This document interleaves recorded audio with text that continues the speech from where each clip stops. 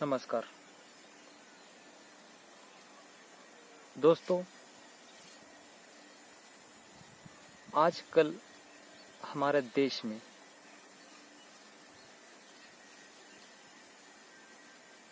जब से सत्ता परिवर्तन हो चुका है उस टाइम से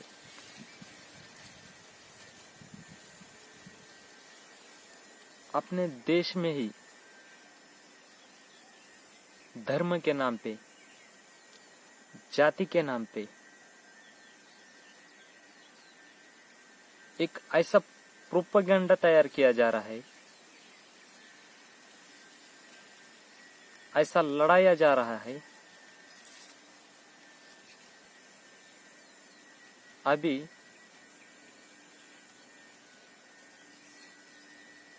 अब लोगों के समझ में आ रहा है कि धर्म के नाम पे, जाति के नाम पे झगड़ा करके कुछ फायदा नहीं। ये लोगों के ध्यान में आ रहा है। उसी टाइम पे और एक झगड़ा इन लोगों ने चालू किया। जैसे अभी इसी साल कर्नाटक का चुनाव है, तो महाराष्ट्र और कर्नाटक में एक ऐसा तनाव बनाने की कोशिश हो रही है। उसी तरह तमिलनाडु और बिहार में कर रहे। सोशल मीडिया से कुछ काम अच्छा भी हुआ है और कुछ काम बुरा भी हुआ है। सोशल मीडिया के माध्यम से हमें देश के किसी भी कोने में बैठे किसी भी घटना का हमें जल्दी से पता हो रहा है। लेकिन इसी सोशल मीडिया से आपस में लड़वाने की कोशिश, धर्म के नाम पे लड़ाई को उकसाने की कोशिश, मतलब लड़ाई को ज्यादा उत्तेजित करने की कोशिश आजकल हो रही है। एक झाटू पत्रकार है, हमारे देश का ही एक झाटू पत्रकार है, बिहार से आता है। खुद को तो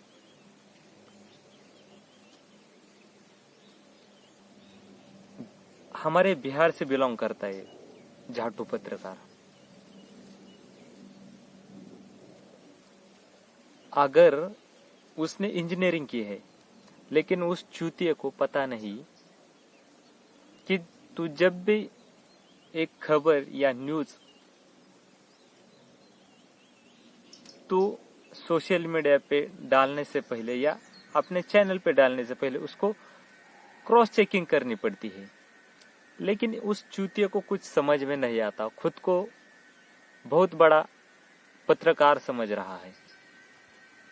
लेकिन उसके ऊपर ना जाने कितने मुकदमे दर्ज है, किसी के ऊपर हमला करने का, किसी के ऊपर जानलेवा मारने का, महिलाओं को मारने का। ये बहुत सारे, लगभग 7-8 मुकदमे उस पे है।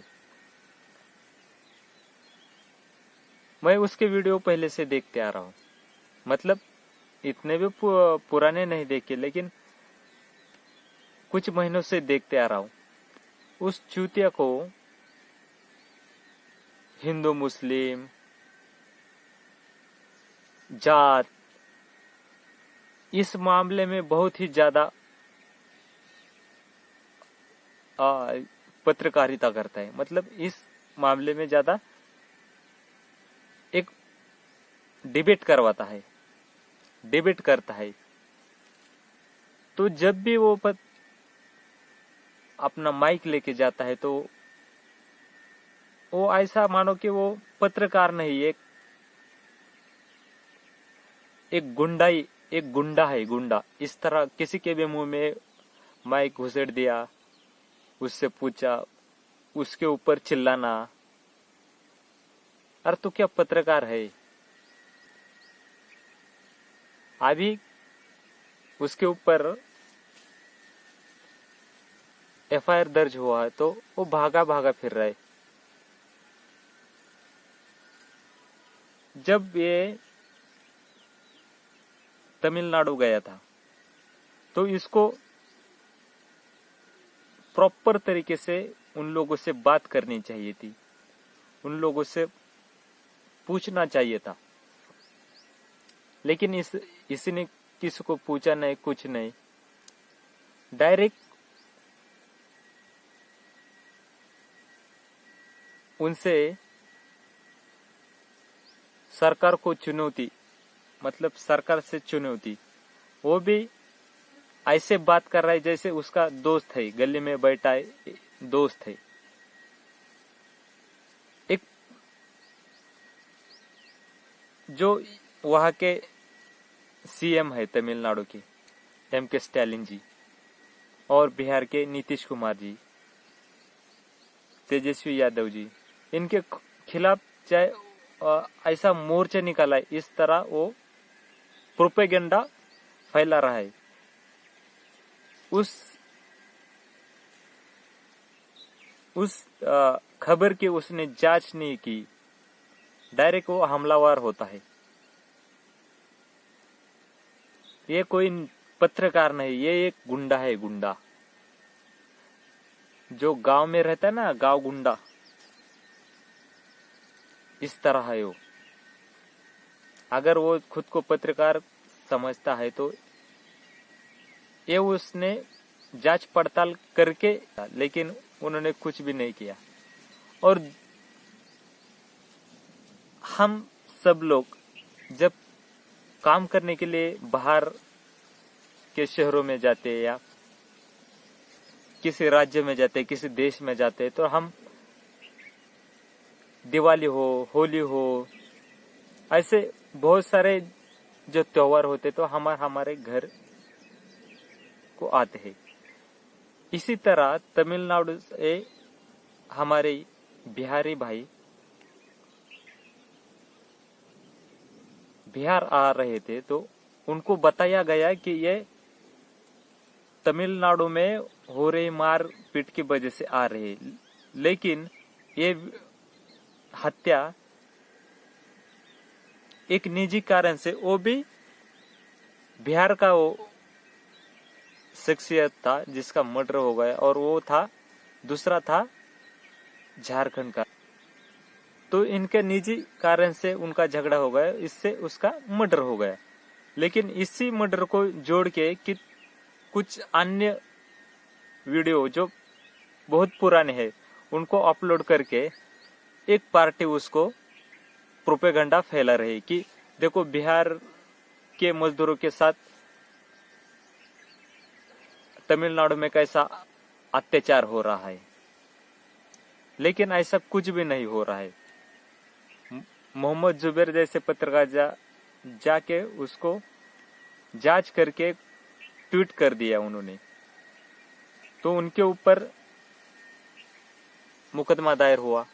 मतलब जो सच्चाई दिखाता है उनके ऊपर कार्रवाई होती है, जो झूठ फैला रहा है उनके ऊपर कार्रवाई नहीं करती। लेकिन अभी उनके ऊपर मुकदमा दायर हो चुका है, देखेंगे आने वाले वक्त में। अभी बाहर चुप चुप के बैठा है ये, वो माइक निकल के पड़ता है तो जैसे वो माइक ने वो तलवार लेके किसी को मारने वाला है, इस तरह उन किसी के भी मुंह में ठुसेड़ दिया माइक और उनके ही ऊपर चिल्लाना। एक टीवी पे पत्रकार था, इसकी याद दिलाता है मुझे, अर्नब गोस्वामी जैसा पत्रकार। ठीक इसी तरह पत्रकार है ये बिहार का। पत्रकारों के वजह से हमारे देश का बहुत सारा नुकसान हो रहा है। एक माहौल तैयार किया जा रहा है अभी। जैसे अभी 24 का चुनाव आने वाला है, तो उधर बिहार में तेजस्वी जी और नीतीश कुमार जी की और कांग्रेस की सरकार रही, और तमिलनाडु में डीएमके मतलब एम.के. स्टालिन जी की और कांग्रेस की सरकार है। मतलब जिस राज्य में उस पार्टी की सत्ता नहीं होती, एक तो उसमें एक ऐसा माहौल तैयार किया जाता है कि देखो कितना अत्याचार हो रहा है हिंदू लोगों पे, ऐसा एक माहौल तैयार किया जाता है। ये नहीं तो और कुछ नहीं तो इससे भी ऊपर एक माहौल तैयार किया जा रहा है। दो राज्यों में एक लड़ाई करवाने की कोशिश की जा रही है। मतलब दो राज्यों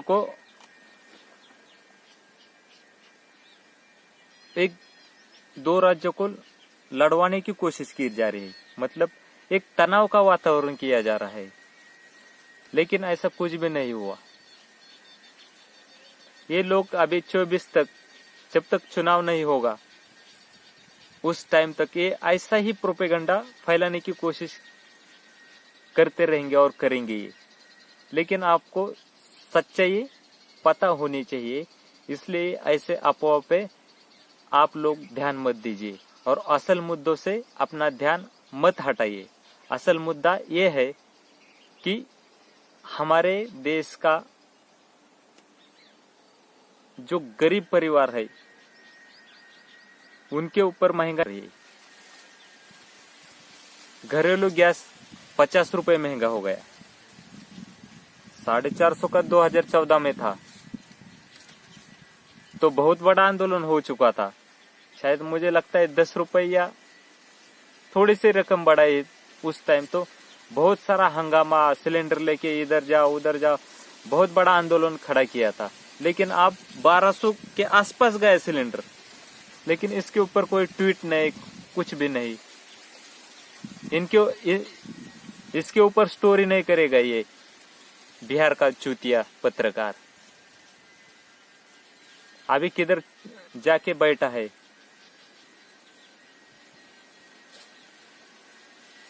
इसके ऊपर स्टोरी करने का उसका मन नहीं करेगा।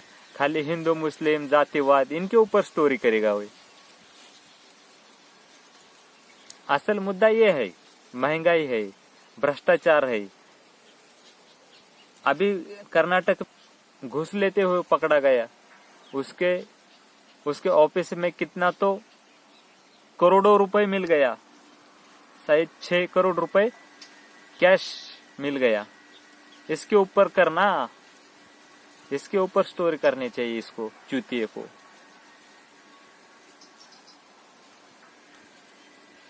तो इसके ऊपर स्टोरी नहीं कर रहा है तो किसके ऊपर? देखो बिहार के मजदूर के ऊपर M.K. स्टालिन की सरकार, उधर की जनता कैसे अत्याचार कर रही है, हिंसाचार कर रही है, लेकिन ऐसा कुछ भी नहीं हुआ उधर। ऐसे झूठ फैलाने वाले के ऊपर तुरंत कार्रवाई होनी चाहिए, नहीं तो ये एक देश का माहौल खराब कर रहे, तोड़ने की राजनीति हो रही। तोड़ने की मतलब एक प्रदेश से दूसरे प्रदेश को लड़वाओ, एक समाज को दूसरे समाज से लड़वाओ, एक जाति को दूसरे जाति से लड़वाओ। ये हो रहा है देश में अब। इससे बचिए और असल मुद्दों से ध्यान मत हटने दीजिए। मेरी आपको ये विनती है। धन्यवाद।